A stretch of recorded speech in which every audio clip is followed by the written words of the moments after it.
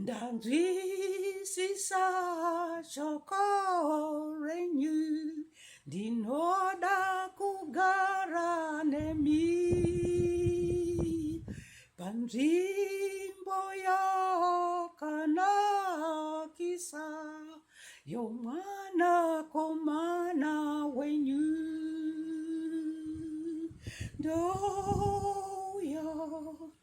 Ndouya kwamuri kumsha nditore iwo ndapedza basa renyu Ishe nditorei zvose zvinhu zvave zvitsva ndave chisikwa chitsva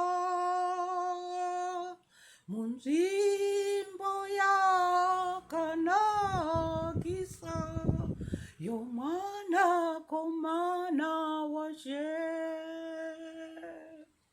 Ndouya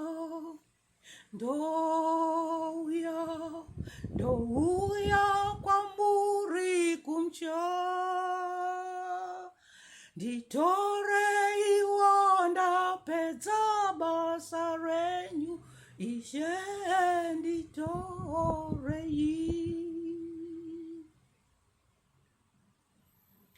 Kana wave chisikwa chitsva ratidza mabasa ako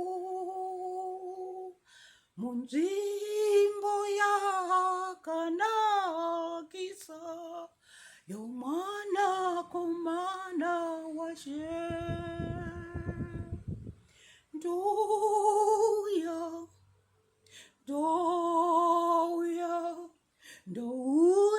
kwamuri kumsha nditore iwo ndapedza basa renyu Ishe nditorei.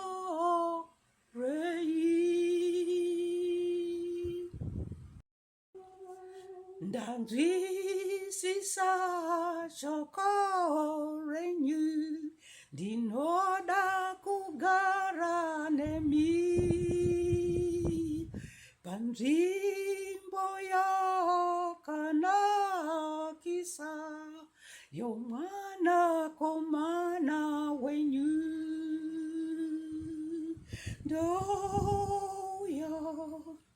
Ndouya kwamuri kumsha nditore iwo ndapedza basa renyu Ishe nditorei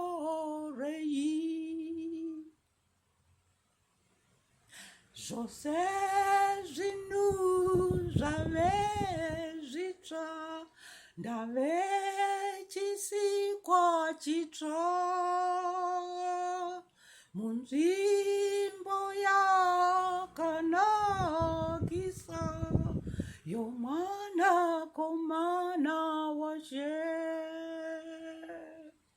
Ndouya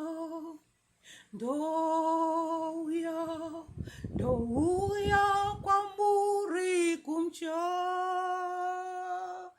nditore iwo ndapedza basa renyu Ishe nditorei.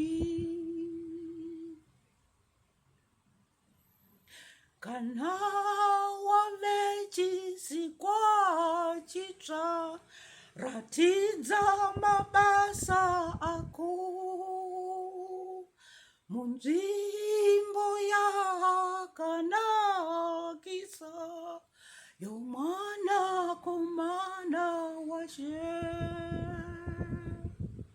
Ndouya